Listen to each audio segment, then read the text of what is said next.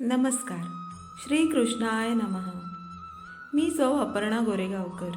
सर्व श्रोत्यांचे स्वागत. येथे गीतेतील दुसऱ्या अध्यायाला सुरुवात होते. येथून भगवद्गीतेला खरी सुरुवात होते. या अध्यायात 72 श्लोक आहेत. अध्याय दुसरा, सांख्ययोग. गीतेचे सार.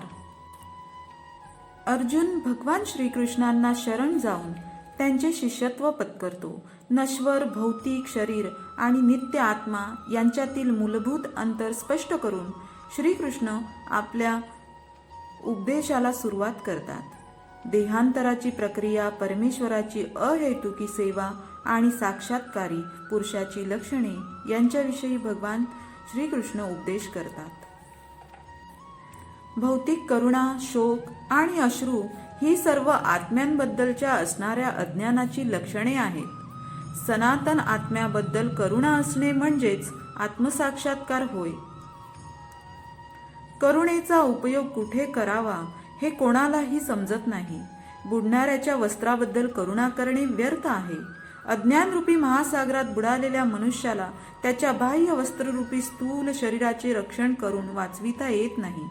जो हे जाणत नाही आणि केवळ बाह्य वस्त्राबद्दल शोक करतो त्याला शूद्र किंवा अनावश्यक शोक करणारा असे म्हटले जाते. अर्जुन हा क्षत्रिय होता आणि अशा प्रकारच्या वर्तणुकीची त्याच्याकडून अपेक्षा नव्हती. परंतु भगवान श्रीकृष्ण अज्ञानी मनुष्याचा शोक नष्ट करू शकतात आणि याच उद्देशाने त्यांनी भगवद्गीता सांगितली. सर्वोच्च अधिकारी भगवान श्रीकृष्ण यांनी सांगितल्याप्रमाणे हा अध्याय आपल्याला भौतिक शरीर आणि आत्मा यांच्या पृथक्करणात्मक विवेचनाद्वारे आत्मसाक्षात्कारासाठी मार्गदर्शन करतो. जेव्हा एखादा मनुष्य सकाम कर्माप्रती अनासक्त होऊन कार्य करतो आणि आत्म्याच्या संकल्पनेत दृढपणे स्थित होतो त्यालाच या प्रकारच्या साक्षात्कार प्राप्तीची शक्यता आहे. संजय युद्धस्थळावरील वर्णन धृतराष्ट्राकडे करत आहे. संजय उवाच, तम तथा कृपयाविष्टं श्रुपूर्णा कुले क्षणं विषिदन्तमिदं वाक्यमुवाच मधुसूदनः. संजय म्हणाला, करुणेने भारलेल्या, मन खचलेल्या आणि अश्रूंनी नेत्र भरून आलेल्या अर्जुनाला पाहून श्रीकृष्ण म्हणतायत. श्री भगवान उवाच, कुतस्त्वा कश्मलमिदं विषमे समुपस्थितं अनार्यजुष्टं स्वर्ग्यं कीर्तिं कर्म अर्जुन. पुरुषोत्तम श्री भगवान अर्जुनाला म्हणाले, तुझ्यामध्ये अशा अशुद्ध गोष्टी कशा आल्या? ज्या मनुष्याला जीवनाच्या मूल्यांचे ज्ञान आहे त्याला या गोष्टी मुळीच शोभत नाहीत. या गोष्टी मनुष्याला उच्चतर लोकांत जाण्यात नाही तर त्या त्याच्या दुष्कीर्तीला कारणीभूत होतात. श्रीकृष्ण म्हणजे पूर्ण पुरुषोत्तम भगवान म्हणून संपूर्ण गीतेमध्ये श्रीकृष्णांचा उल्लेख भगवान असाच केला आहे. भगवान रूपाचा साक्षात्कार हा परमसत्याच्या साक्षात्कारामध्ये अंतिम साक्षात्कार आहे. परमसत्याचा साक्षात्कार 3 अवस्थांमध्ये होतो. निर्विशेष ब्रह्म, सर्वव्यापी आत्मा, परमात्मा किंवा सर्व जीवांच्या हृदयामध्ये स्थित परम सत्याचे स्वरूप आणि भगवान किंवा पुरुषोत्तम भगवान श्रीकृष्ण होय. क्लैब्यमास्मगमः पार्थ नैतत्वयुपपद्यते शूद्रं हृदय दौर्बल्यं त्यक्तोत्तिष्ठ परन्तप. श्रीकृष्ण म्हणतात, हे पार्थ, अशा हीन नपुंसकतेची कास धरू नकोस. असे करणे तुला शोभत नाही. अंतःकरणाचे असे क्षुद्र दुबळेपण सोडून दे आणि हे परंतप उठ. अर्जुन उवाच, कथं भीष्ममहं संख्ये द्रोणं च मधुसूदन इषुभिः प्रतियो यास्यामि पूजार्हा वरिसूदन. गुरून् हत्वा हि महानुभावान् श्रेयो भोक्तो भैक्षं पीह लोके हत्वार्थकामात्सु गुरुनिहैव भुज्यीय भोगान् रुधिरप्रदिग्धान्.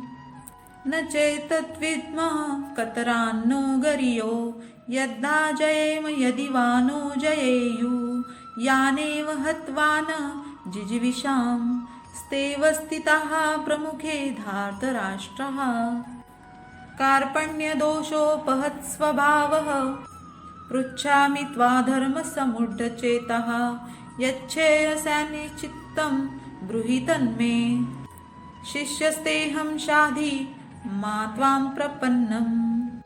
इथे अर्जुन म्हणाला, हे अरिसूदन, हे मधुसूदना, मला पूजनीय असणाऱ्या भीष्म द्रोणासारख्या व्यक्तींवर मी बाणांनी प्रतिहल्ला कसा करू शकेन.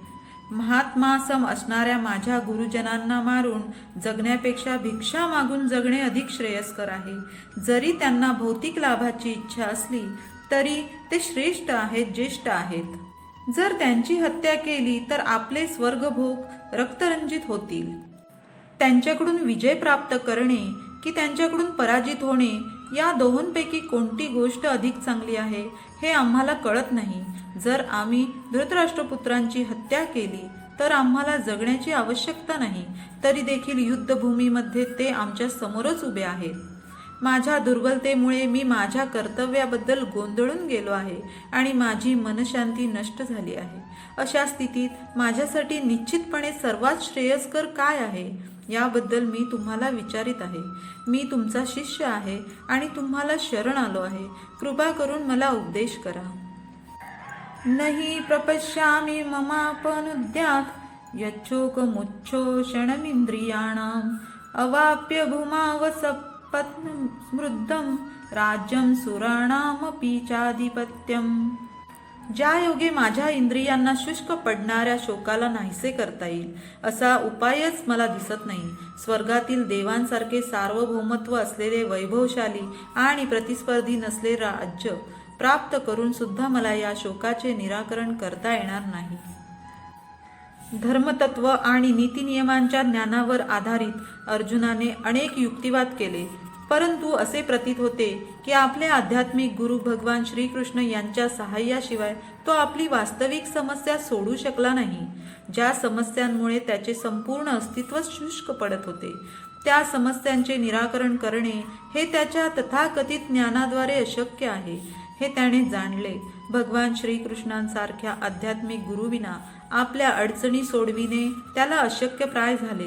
जीवनातील समस्या सोडविण्यासाठी पुस्तकी ज्ञान, विद्वत्ता, उच्च पद इत्यादी सर्व व्यर्थ आहे. केवळ श्रीकृष्णांसारखाच आध्यात्मिक गुरु या बाबतीत सहाय्य करू शकतो. संजय उवाच. एव मुक्ता ऋषिकेशं गुडाकेशः परन्तपः न योत्स्य इति गोविंद मुक्त्वा शुष्णी बभूवः. संजय म्हणाला, याप्रमाणे बोलून झाल्यावर परंतप अर्जुन श्रीकृष्णांना म्हणाला, हे गोविंद, मी युद्ध करणार नाही, आणि तो शांत झाला. तमुवाच ऋषिकेशः प्रसहन्नीव भारत सेनयोरुभयोर्मध्ये विषिदन्तमिदं वच. हे भरतवंशजा त्यावेळी दोन्ही सैन्यांमध्ये उभे राहून हास्य करीत श्रीकृष्ण खिन्न झालेल्या अर्जुनाला पुढे म्हणाला. यापुढील सर्व श्लोकांमधून श्री भगवान कृष्णांनी अर्जुनाला सर्व प्रकारे समजविण्याचा प्रयत्न केला आहे. श्री भगवान उवाच.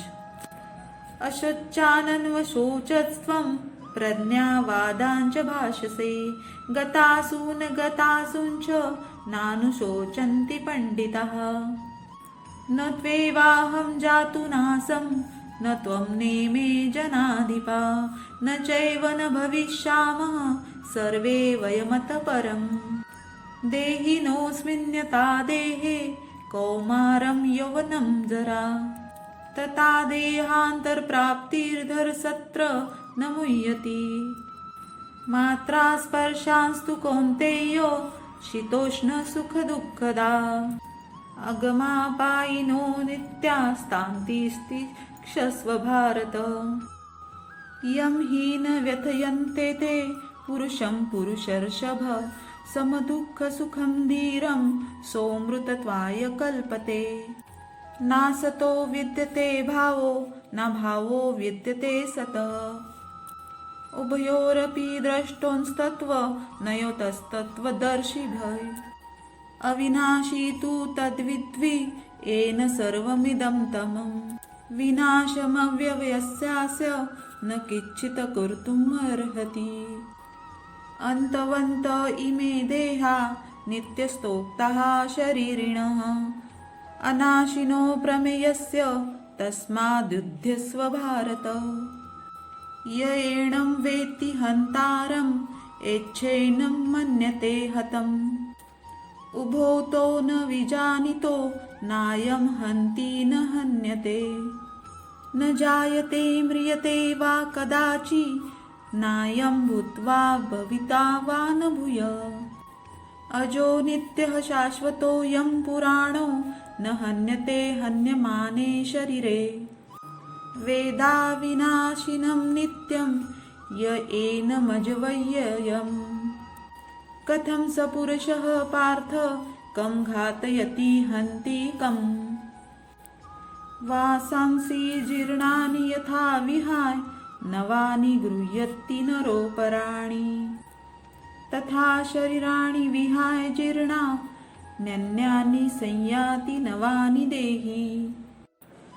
पुरुषोत्तम श्री भगवान म्हणाले, पंडिताप्रमाणे बोलताना तू जे शोक करण्यायोग्य नाही त्याबद्दल शोक करीत आहेस. जे ज्ञानीजन आहेत ते जीवितांबद्दल तसेच मृतांबद्दलही शोक करीत नाहीत.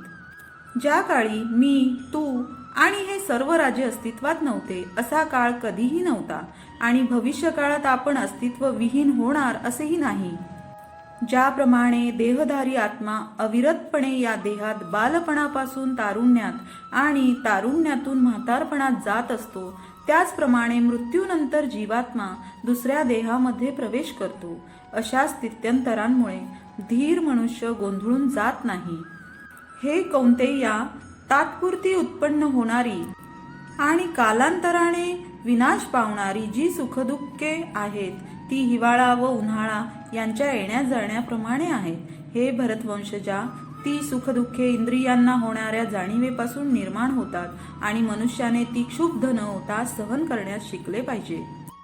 येथे श्रीकृष्ण भगवान अर्जुनाला म्हणतात, जो मनुष्य सुख आणि दुःख यांनी विचलित होत नाही आणि दोन्ही अवस्थांमध्ये स्थिर असतो तो मोक्षप्राप्तीसाठी निश्चितपणे योग्य आहे. जे तत्वदर्शी पुरुष आहेत त्यांनी असा निष्कर्ष काढला आहे की जे असत आहे ते चिरकाल टिकू शकत नाही आणि जे सत आहे ते कधीच बदलत नाही. या दोन्हींच्या स्वरूपांचा अभ्यास करून तत्वदर्शी पुरुषांनी असा निष्कर्ष काढलेला आहे. जे संपूर्ण शरीराला व्यापून आहे ते अविनाशी आहे असे तू जाण. त्या अविनाशी आत्म्याचा कोणीही नाश करू शकत नाही. अविनाशी, अमर्याद आणि शाश्वत जीवात्म्याच्या शरीराचा निश्चितपणे अंत होणार आहे. म्हणून हे भरतवंशजा, तू युद्ध कर. ज्याला वाटते की जीवात्मा हा मारणारा आहे किंवा तो मारला जातो तो अज्ञानात आहे, कारण जीवात्मा मारित नाहीत किंवा मारलाही जात नाही. कोणत्याही काळी आत्म्यासाठी जन्मही नाही आणि मृत्यूही नाही. त्याचा जन्म झाला होता असेही नाही आणि त्याचा जन्म होतो असेही नाही आणि त्याचा जन्म होणार आहे असेही नाही. तो अजन्मा, सनातन, नित्य अस्तित्वात असणारा आणि पुरातन आहे. शरीराचा नाश झाला तरी त्याचा नाश होत नाही. हे पार्था, जो व्यक्ती जाणतो की आत्मा हा अविनाशी, शाश्वत, अजन्मा आणि अव्ययी आहे तो कोणाला कसा मारील आणि कोणाला कसा मारविल. ज्याप्रमाणे मनुष्य जुन्या वस्त्रांचा त्याग करून नवीन वस्त्रे धारण करतो त्याप्रमाणे आत्मा ही जुन्या आणि निरुपयोगी शरीराचा त्याग करून नवीन भौतिक शरीर धारण करतो. अनुरूप आत्म्यांकडून होणारे शरीराचे स्थानांतर हे एक स्वीकृत तथ्य आहे. आधुनिक वैज्ञानिकांचा आत्म्याच्या अस्तित्वावर विश्वास नाही, तसेच त्यांना हृदयातून उगम होणाऱ्या शक्तीचे स्पष्टीकरणही देता येत नाही. पण अशा वैज्ञानिकांना सुद्धा शरीरात होणारे बदल, जे बाल्यावस्थेतून कौमार्यावस्था आणि कौमार्यावस्थेतून तारुण्यावस्था आणि पुन्हा तारुण्यावस्थेतून वार्धक्यावस्था अशा विविध अवस्थांमधून दिसून येतात, ते मान्य करावेच लागतात. वृद्धावस्थेतून जो बदल होतो तो दुसऱ्या शरीरात संक्रमित होतो. या ठिकाणी भगवंत अर्जुनाला उपदेश देतात की त्याने आपले वृद्ध पितामह आणि गुरु यांच्या देहस्थित्यंतरामुळे शोक करू नये. त्यापेक्षा धर्मयुद्धात त्यांच्या शरीराचा वध करून विविध शारीरिक कर्मांच्या भोगातून त्यांना मुक्त करण्याचा आनंद मानला पाहिजे. यज्ञवेदीवर किंवा योग्य रणभूमीवर जो मनुष्य आपले जीवन समर्पित करतो तो शारीरिक कर्मभोगातून तात्काळ मुक्त होतो आणि जीवनातील उच्चतर स्तरावर त्याची उन्नती होते. यास्तव अर्जुनाने शोक करण्याचे काहीच कारण नव्हते. पुढे भगवान अर्जुनाला म्हणतात, नैनम छिंदन्ति शस्त्राणि नैनम दहती पावकः न चैनम क्लेदन्त्यापो न शोषयति मारुतः अच्छेद्यो यमदायो यमक्लेद्यो शोष्येव च नित्यः सर्वगतः स्थाणुरचलोऽयं सनातन अव्यक्तो यमचिन्त्यो यमविकार्यो यमुच्यते तस्मादेवं विदित्वैनं नानुशोचितमहर्षि अथ चैनं नित्यजा तं नित्यं वा मन्यसे मृतं तथापि त्वं महाभावो नैनं शोचितुमर्हसि जातस्य हि ध्रुवो मृत्युध्रुवं जन्म मृत्युसच्च तस्मादपरिहाते न त्वं शोचितुमर्हसि अव्यक्तादीनि भूतानि व्यक्तमध्यानि भारत अव्यक्तनिधनानेव तत्र का परिदेवना आश्चर्यवत् पश्यति कच्चिदेन माश्चर्यवद्वदति तथैव चान्यः आश्चर्यवच्चेन मन्य शृणोति श्रुत्वाप्येनं वेद न चैव कच्चित् देहि नित्यमध्योऽयं देहे सर्वस्य भारत तस्मात् सर्वाणि भूतानि न तं शोचितुमर्हसि. या आत्म्याचे कोणत्याही शस्त्राद्वारे तुकडे करता येत नाही, अग्नीद्वारे त्याला जाळता येत नाही, पाण्याद्वारे त्याला भिजवता येत नाही, तसेच वाऱ्याने त्याला सुकवताही येत नाही. हा आत्मा अविद्राव्य व न तुटणारा आहे आणि त्याला सुकविणे किंवा जाळणेही शक्य नाही. हा नेहमी टिकणारा, सर्वव्यापी, अपरिवर्तनीय, निश्चल आणि नित्य सारखाच राहणारा आहे. हा आत्मा अदृश्य, कल्पनातील आणि अपरिवर्तनीय आहे असे म्हटले जाते. हे जाणून तू शरीराबद्दल शोक करू नकोस. तथापि जरी तुला वाटते की आत्मा हा नित्य जन्मतो आणि नित्य मृत होतो, तरी हे महाभावो, तू शोक करणे योग्य नाही. जो जन्मला आहे त्याचा मृत्यू निश्चित आहे आणि जो मृत झाला आहे त्याचा जन्म निश्चित आहे. म्हणून तुझ्या अपरिहार्य कर्तव्य पालनातून तू शोक करणे योग्य नाही. समस्त जीव प्रारंभी अव्यक्त असतात, मध्यावस्थेत ते व्यक्त असतात आणि विनाशानंतर पुन्हा अव्यक्त होतात. म्हणून शोक करण्याची काय आवश्यकता आहे? कोणी या आत्म्याकडे विस्मयकारक म्हणून पाहतात, कोणी याचे वर्णन अद्भुत म्हणून करतात आणि कोणी याच्याबद्दल आश्चर्यकारक म्हणून ऐकतात. परंतु दुसरे असे आहेत की जे त्याच्याबद्दल ऐकल्यावरही त्याला मुळीच जाणू शकत नाहीत. हे भरतवंशजा, या देहामध्ये जो वास करतो त्याचा कधीच वध होऊ शकत नाही. म्हणून कोणत्याही प्राणी मात्रांसाठी तू शोक करण्याची आवश्यकता नाही. येथे भगवान श्रीकृष्ण अविकारी आत्म्याबद्दलच्या उपदेशाचा शेवट करतात. अमर आत्म्याचे अनेक प्रकारे वर्णन केल्यानंतर भगवान श्रीकृष्ण ठामपणे सिद्ध करतात की आत्मा हा अमर आहे आणि शरीर हे क्षणिक आहे. यासाठीच आपले पितामह भीष्म आणि गुरु द्रोण यांची हत्या होईल म्हणून क्षत्रिय या नात्याने अर्जुनाने युद्ध कर्तव्याचा त्याग करणे योग्य नाही.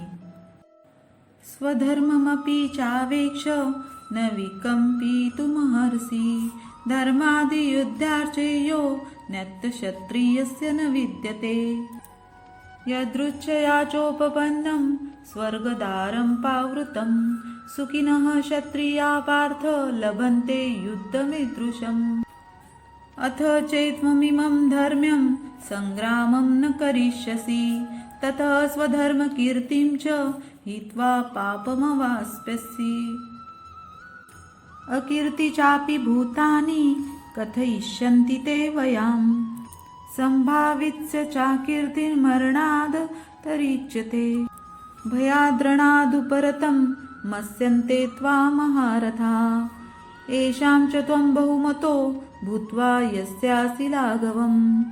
अवाच वादांच बहून् वदिष्यन्ति तवाहिता, निन्दन्तस्तव सामर्थ्य ततो दुःखतरं नु किम्। हतो वा प्राप्स्यसि स्वर्गं, जित्वा वा भोक्ष्यसे महीम्। तस्मादुत्तिष्ठ कौन्तेय युद्धाय कृतनिश्चयः। सुखदुःखे समे कृत्वा लाभालाभो जयाजयो। ततो युद्धाय युज्यस्व, नैवं पापमवाप्स्यसि। एषा ते विहिता सांख्ये बुद्धियोगे त्विमां शृणु। बुद्ध्या युक्तो यया पार्थ कर्मबंधं प्रहास्यसि।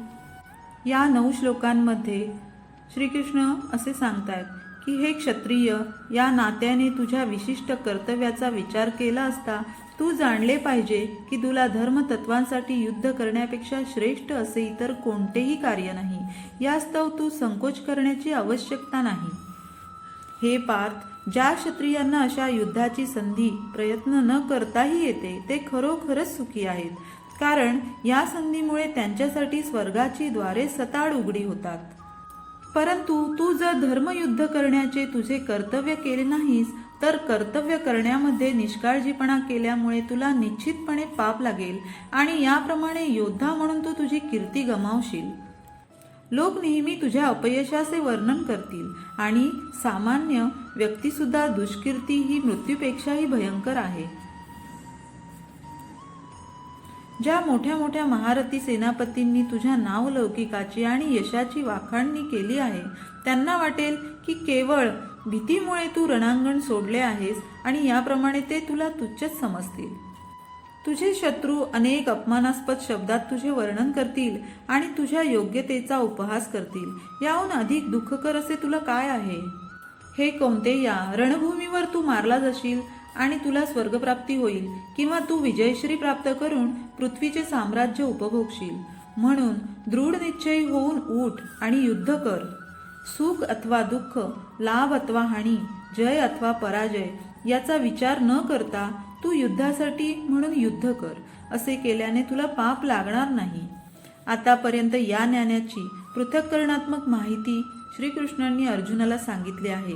आता ते निष्काम कर्म कसे करावे याचे वर्णन ऐक असे पार्थाला म्हणतायत। हे पार्थ, जर तू या ज्ञानाच्या आधारे कार्य केलेस तर कर्मबंधनातून मुक्त होऊ शकशील। नेहाभिक्रमनाशोस्ति प्रत्यवायो न विद्यते, स्वल्पमप्यस्य धर्मस्य त्रायते महतो भयात्। व्यवसायात्मिका बुद्धिरेकेह कुरु नन्दन, बहुशाखाह्यन्नताञ्च बुद्धयो व्यवसायिनाम्। यामिमां पुषितां वाचं प्रवदन्त्य विपच्चित, वेदवादर्थः पार्थ नान्यदस्तीति वादिनः। कामात्मानः स्वर्गपरा जन्म कर्म फलप्रदां, क्रियाविशेष बहुलां भोगैश्वर्य गतिं प्रति। भोगैश्वर्य प्रसक्तानां तया परुतचेतसं, व्यवसायात्मिका बुद्धिः समाधो न विधीयते। त्रैगुण्य विषया वेदा निस्त्रैगुण्यो भवार्जुन, निद्वर्न नित्यसत्वस्थो निर्योगक्षेम आत्मवान्। यावानर्थ उदपाने सर्वतः संप्लुदोदके, तावान् सर्वेषु वेदेषु ब्राह्मणस्य विजानतः। कर्मण्येवाधिकारस्ते मा फलेषु कदाचन, मा कर्मफलहेतुर्भूर्मां ते संगोस्तव कर्मणि। योगस्थः कुरु कर्माणि संगं त्यक्ता धनञ्जय, सिद्धसिद्धयो कर्म समो भूत्वा समत्वं योग उच्यते। दूरेण ह्यवरं कर्मं बुद्धियोगान् धनञ्जय, बुद्धो शरणमविञ्च कृपणः फलहेतवः। बुद्धियुक्तो जहातीह उभे सुकृत दुष्कृते, तस्माद्योगाय युज्यस्व योगः कर्मसु कौशलम्। कर्मजं बुद्धियुक्ता हि फलं त्यक्ता मनीषिणम्, जन्मबंध विनिर्मुक्ता पदं गच्छन्त्यनामयम्। यदा ते मोहकलिलं बुद्धिर्व्यतितरिष्यति तदा गन्तासि निर्वेदं श्रोतवस्य श्रुशुद्धस्य च। श्रुतिविप्रप्रतिपन्ना ते यदा स्थास्यति निश्चला समाधानवचला बुद्धिस्तदा योगमवाप्स्यसि।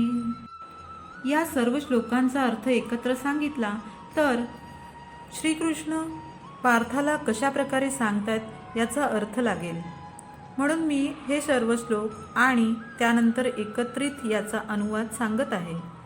या प्रयत्नात कोणतेही नुकसान किंवा ऱ्हास नाही आणि या मार्गातील अल्प प्रगतीने मनुष्याचे मोठ्या भयंकर भयापासून संरक्षण होऊ शकते असे श्रीकृष्ण पार्थाला सांगतायत.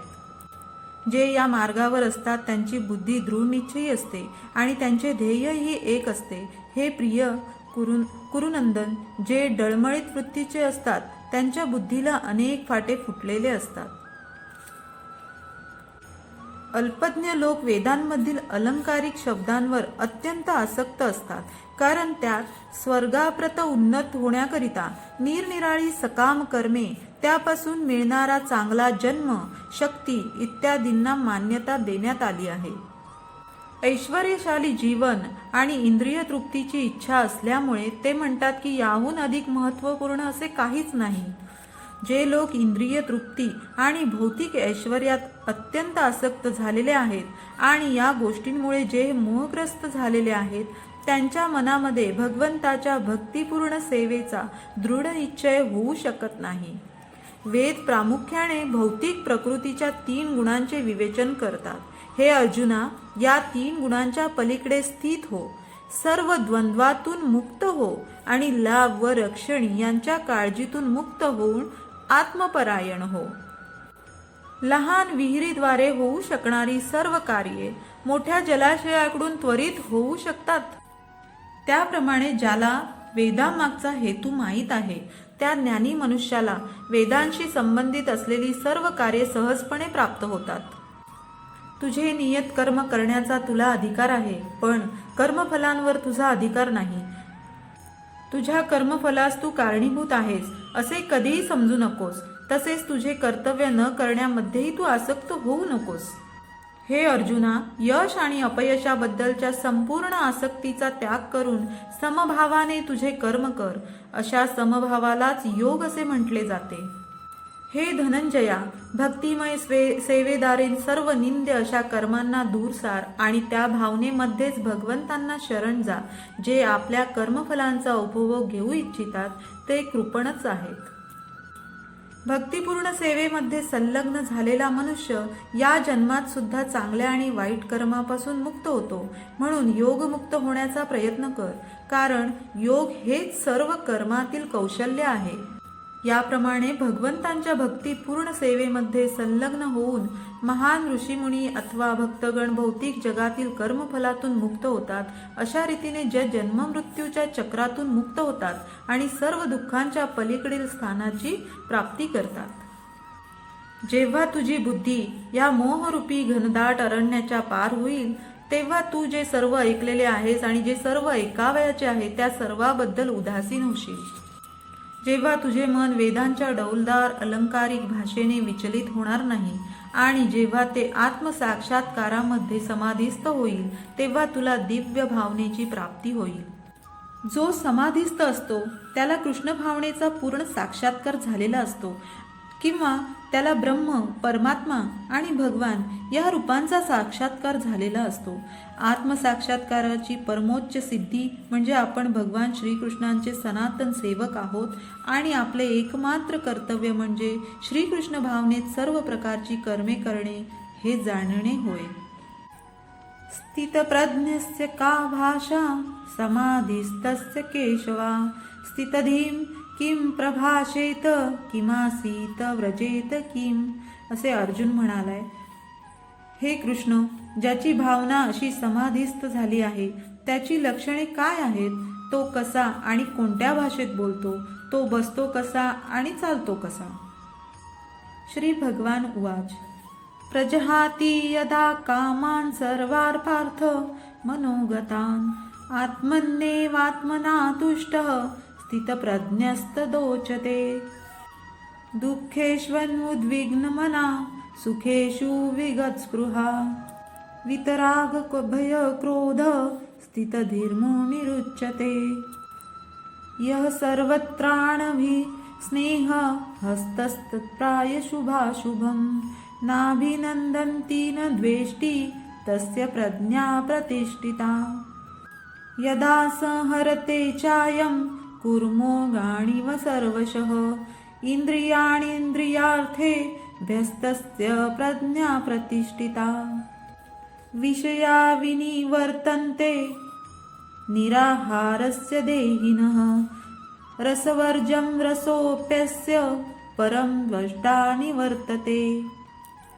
यततो यपि कौन्तेय पुरुषस्य विपच्चितः इंद्रियाणि पराधीनी हरन्ति प्रसभं मना।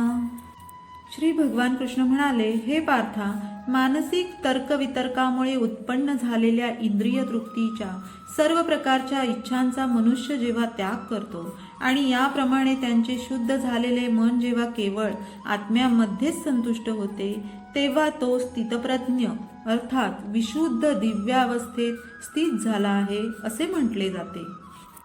जो त्रिविध तापांनीही मनामध्ये विचलित होत नाही किंवा सुखामध्ये हर्षोल्लासित होत नाही आणि जो आसक्ती, भय आणि क्रोध यापासून मुक्त झाला आहे, त्याला स्थिर मन झालेली मुनी असे म्हटले जाते।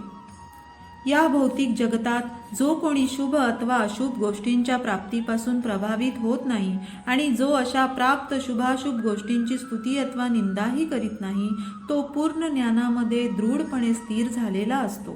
ज्याप्रमाणे कासव आपले अवयव आपल्या कवचात आवरून घेते, त्याप्रमाणे जो आपल्या इंद्रियांना इंद्रिय विषयांपासून आवरून घेतो, तो पूर्ण चेतनेमध्ये दृढपणे स्थिर होतो।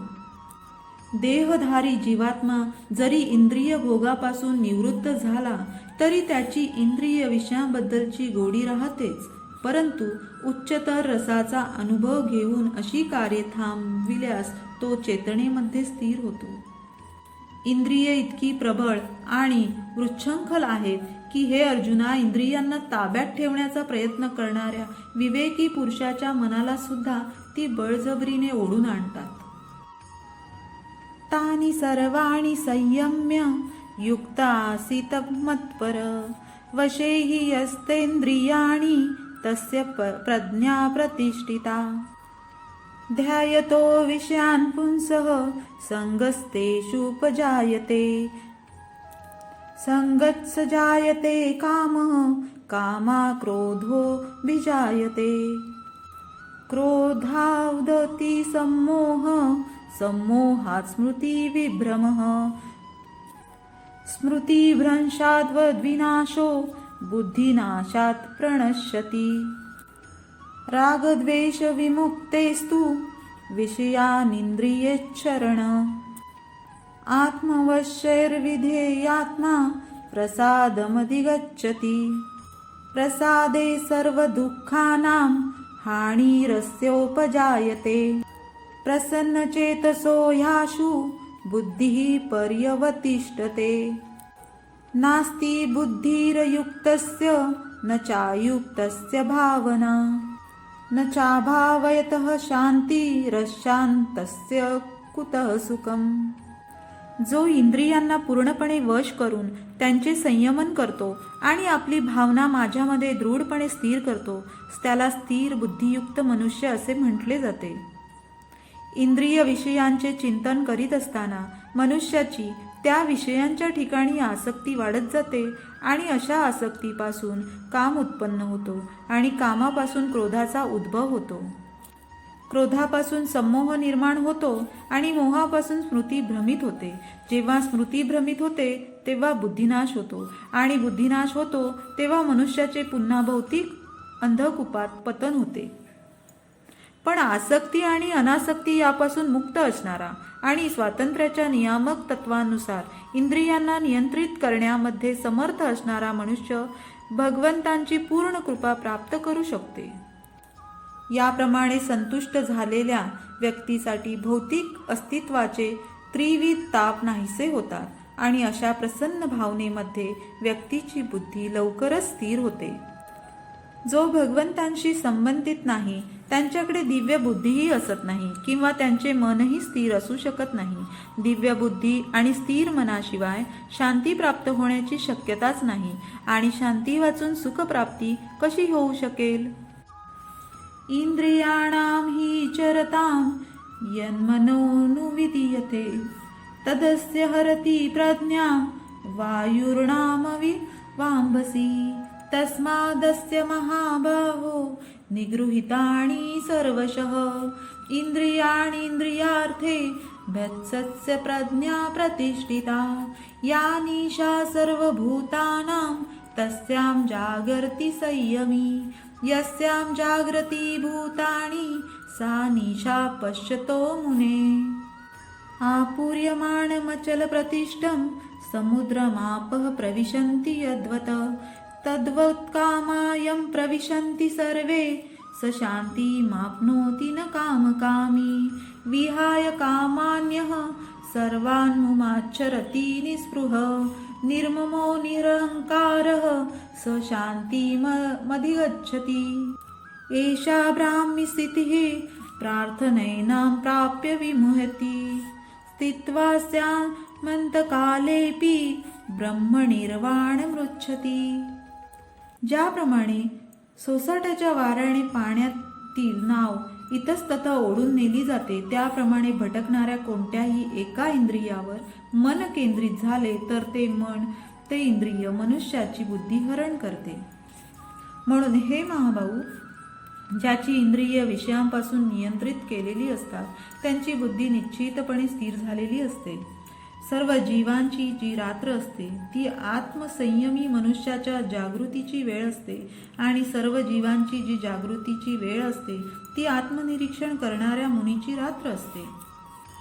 ज्याप्रमाणे समुद्र हा नेहमी भरत असूनही शांत असतो त्याप्रमाणे जो मनुष्य समुद्रात अव्याहतपणे प्रवेश करणाऱ्या नद्यारूपी इच्छांच्या प्रवाहाने विचलित होत नाही केवळ तोच शांती प्राप्त करू शकतो आणि अशा इच्छा तृप्त करण्यासाठी जो झगडतो त्याला शांती प्राप्त होत नाही. ज्या मनुष्याने इंद्रिय तृप्तीच्या सर्व इच्छांचा त्याग केला आहे, जो निस्पृह अथवा इच्छारहित जीवन जगत आहे, ज्याने पूर्णपणे स्वामित्वाच्या भावनांचा त्याग केला आहे, ज्या ठिकाणी मिथ्या अहंकार नाही, तोच केवळ वास्तविक शांती प्राप्त करू शकतो. आध्यात्मिक आणि दिव्य जीवनाचा हाच मार्ग आहे आणि याची प्राप्ती झाल्यावर मनुष्य मोहित होत नाही. मृत्यूच्या शेवटच्या क्षणीही जर एखादा याप्रमाणे स्थित असेल तर तो भगवत धामात प्रवेश करू शकतो. मनुष्याला कृष्ण भावनेची किंवा दैवी जीवनाची प्राप्ती त्वरित एका क्षणातही होऊ शकते किंवा त्याला लक्षावधी जन्मानंतरही कृष्ण भावनेची प्राप्ती होऊ शकणार नाही. ही फक्त सत्य जाणून घेण्याची आणि सत्याचा स्वीकार करण्याची बाब आहे. ब्रह्म हे जड तत्वाच्या अगदी विरुद्ध आहे. म्हणून ब्राह्मी स्थिती म्हणजे भौतिक कर्माच्या स्तरावर नसणे. भगवद्गीतेमध्ये भगवंतांच्या भक्तिपूर्ण सेवेचा मोक्षावस्था म्हणून स्वीकार करण्यात आला आहे. म्हणून ब्राह्मी स्थिती म्हणजे भौतिक बंधनातून मुक्तता होय. भगवद्गीतेचा 2रा अध्याय म्हणजे संपूर्ण ग्रंथाचा सार आहे असे म्हटले आहे. कर्मयोग, ज्ञानयोग आणि भक्तियोग हे भगवद्गीतेमधील विषय आहेत. 2ऱ्या अध्यायात कर्मयोग आणि ज्ञानयोग यांची स्पष्टपणे चर्चा करण्यात आली आहे आणि ग्रंथांच्या निरूपणातील भक्तियोगाचे दर्शनही घडविले आहे.